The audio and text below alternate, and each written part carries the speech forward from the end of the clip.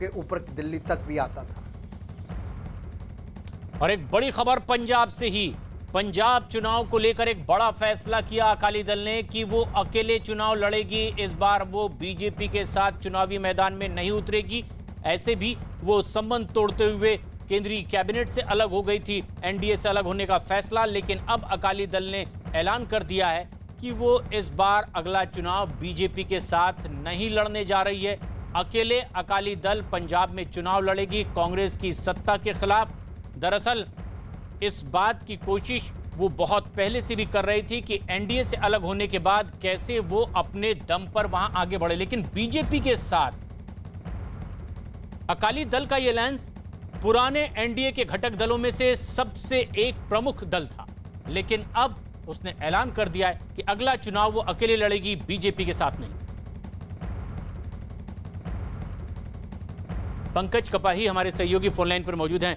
पंकज, अकाली दल का ये ऐलान क्या किसी बातचीत के बाद, या उन्होंने अपना पक्ष साफ तौर पर रख दिया है और बीजेपी को भी इसमें कोई इंटरेस्ट नहीं?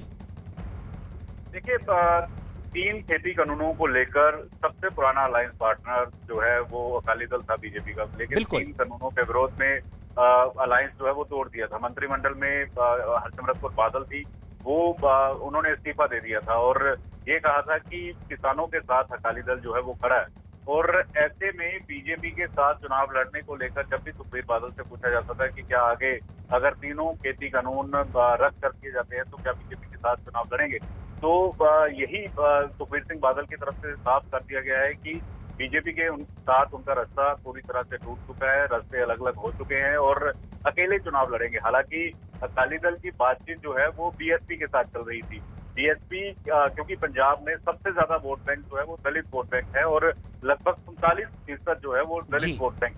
तो बीएसपी के साथ अकाली दल की बातचीत जरूर चल रही थी। लेकिन अब जब सुखबीर बादल जो अकाली दल के अध्यक्ष हैं और मेंबर पार्लियामेंट हैं फिरोजपुर से, उन्होंने साफ शब्दों में कहा है कि 117 से 117 सीटें जो पंजाब की 2022 में चुनाव की हैं वो अकाली दल अकेले अपने दम पर चुनाव लड़ेगा। किसी के साथ जो है वो अलायंस करके जो है वो चुनाव बड़ा फैसला अकाली दल ने कर लिया है कि अगला जो चुनाव होने जा रहा है वो अपने दम पर अकेले ही लड़ने जा रहे हैं। बीजेपी के साथ किसी तरह से कोई बातचीत नहीं।